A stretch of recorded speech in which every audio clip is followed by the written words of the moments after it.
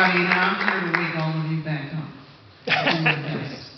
I know you've been here for a while, and I thank you for the opportunity just to talk to you for a few minutes. And I want to tell you, yeah, I'm running for mayor, but I want to tell you a little bit about how precious the right to vote is to me. Now, I grew up in the Midwest. My parents were both active in the civil rights movement, and some of my early memories are of my mother and father going to the March on Washington, and my grandmother would live with us off and on. My grandmother and her sister were both domestic workers, and so when they had a job, they would leave the house and go away for 6 months to a year, and then they would come back and they would stay with us. And my grandmother had come from Tennessee, and so she would talk often about having to pay a poll tax to vote. And she would often admonish my mother and my sisters about being too outspoken, and would remind us more often than not that she could never take us down south because we didn't know how to hush, and that we could get into trouble because we talked too much. That was the way that she was raised. And as I grew older, I began to understand that she had a brother who had been killed for the crime of reckless eyeballing. And that's the world in which she grew up. Now, if you can imagine that she grew up in that world, and then fast forward to a world where in 1966 in Ohio, in an area where my father, who had the GI Bill, had to buy property for a house from a black man who looked white to resell the property to himself, my mother, and some other African-American families so that they could build a house even though they were veterans and had the GI Bill. He ran for mayor in 1966 and he got elected, and that was a big deal then. And then my mother actually became the mayor back in the 90s. And so we came fast forward pretty quickly, even though it was painful. And there was a lot of pain. But the one thing that was consistent in my life is that every election day, my parents always made us go stand in the polling booth with them while they voted. And I remember, I always thought my mother was the most beautiful person, the most beautiful fashion plate.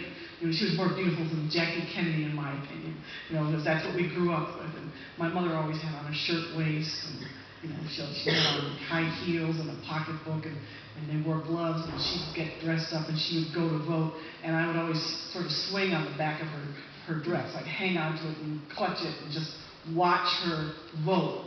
And she was very emotional about it because of where we came from and how hard it was to get there.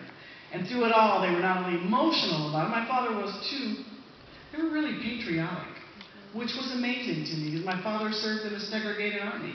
And yet he came back, and he still, until the day he died. And we were in Pennsylvania a few weeks before he died, and we were having this disagreement about what it means to be patriotic, and he won, of course, because I always deferred to him in the end, because he was my father, but it was important. So, whenever I think about people taking a vote for granted, I think about the struggle and the determination, and the fact that my mother said when they went to the March on Washington and they were at a truck stop in the middle of the night in the Allegheny Mountains driving from Ohio to Washington, D.C., they got off the bus, and she said in the distance she heard a busload coming towards them, and they were singing "We Shall Overcome." And she said they got off the bus, and she said to her true joy that the people who got off the bus were all white. And she said that we were all on the same page. And she said that other than giving birth to her 3 kids, she hadn't felt that optimistic about this country like she did that night until Barack Obama got elected. And she told me that she never thought that she would live long enough to see someone like Barack Obama get elected. And as much as I felt it, I know I didn't feel it as much as she did. She felt it 100 times more than I did. I could see it in the shock, the tears, the joy, and then the frustration and the anger when people disrespect the office of the presidency, and the constant questioning about whether he's being disrespected because of the color of his skin. So I say all that to tell you how passionate I feel, and I hope that I can convey some of that passion to you because of my parents, who were my first role models about what it means to vote. And my grandmother, even in her own way, she was a role model too. She, one of 13 kids, they did the best they could to survive when your own brother gets his life's ended for looking at someone the wrong way. You got to grow up pretty scared and pretty intimidated. But you know, we move forward, and you look at how far we've come. Here I am, I'm a single mother. I have a 21-year-old daughter. She's going to come out of college next year. I worked for 14 years in the private sector and as a paralegal and corporate work and litigation, and now I'm running for mayor of the city of Los Angeles. And my father would be dancing. My father would be so amused. He's gone now, but his brother, and I call his brother Sergeant A. William Perry, he's alive, and he's a World War II veteran. He had worked on the story of his 92nd Infantry was told in the movie Miracle at Santa Ana.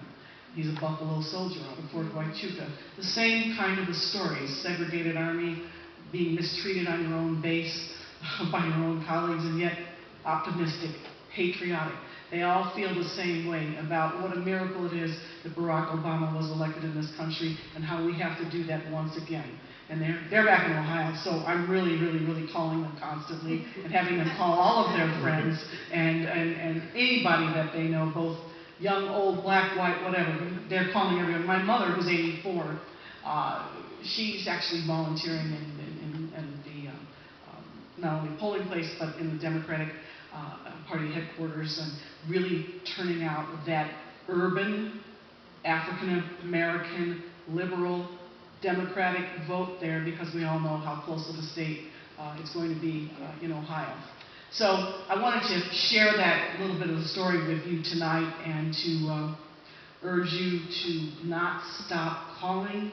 And when I was 16 years old, you know, I wanted to drive so much. So I got my mother's car, and I remember she had a Ford Torino station wagon with a fake paneling on the sides. And I drove people to the polls. I just wanted to drive. Now, what I forgot to do is take the emergency brake off. So, you know, I was driving about an hour and a half, and I smelled something burning, and I was like, what is that? You know? Anyway, I realized it was, eventually I turned the emergency brake off. But it was that early that I learned how to take people to the polls. And, you know, we had our own drive program coming out of my mother's kitchen, so that we could turn people out and make sure they turned out in big numbers, and that nobody missed the opportunity to vote, and no one's vote was taken for granted. Now, I don't know about you, but because of my history, you know, I love vote by mail, and anybody can do that, but I always like to put it in the box, put that ballot in the box, and maybe it's because there's just a tiny little bit of me that doesn't exactly trust the system. And, you know, I'm still wondering, you know, where that truck with those ballots was in Florida. You know, probably still looking for it. And so I always like to see it go in the box and make sure it got counted, and that nobody else touched it except for me until it went into the locked box. So, turn out on election day. Now, as for me, my election is March 5th, 2013, and I hope I'll see you again a number of times before then. You know, I've been representing a part of the city that I believe, and I would argue, it's been rebirthed or reborn or restored. Back before I was elected, you could have driven an Airbus down the middle of that district and not touched anything, and most people got the heck out of there by 5 o'clock at night.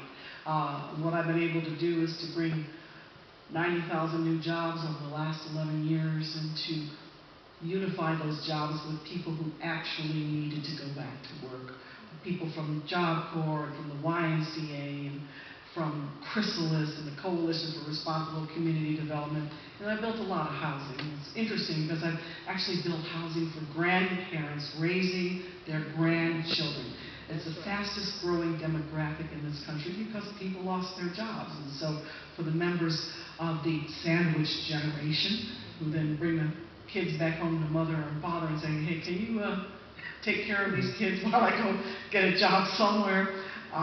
Grandparents are raising their grandchildren, so I built a housing development to be able to accommodate that. And I've built 5,000 units of housing for all kinds of people who needed to make sure that they had a permanent, supportive place to live, in addition to all the market rate too. But what's most exciting to me, I view the future of the city through the eyes of my own daughter, who's 21 years old. You know, they don't really want to drive, they don't really want to buy a car, they don't want to pay for the gasoline, and so what it argues is, it argues for a future based on public transportation and light rail. So as we go about unifying the city from the east to the west and hopefully the north to the south, and I'll tell you a little story about the San Fernando Valley. So I worked on the exposition line, finished the 8.6 miles as former chairwoman, and it's moving forward to the west side, and eventually we'll connect to the airport.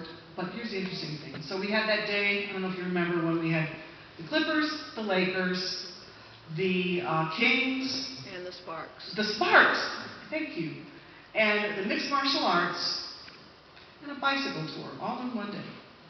I was pretty terrified, because I thought we'd be strangled with traffic. 30,000 people took the line in from the park and ride over there at La Cienega and Exposition.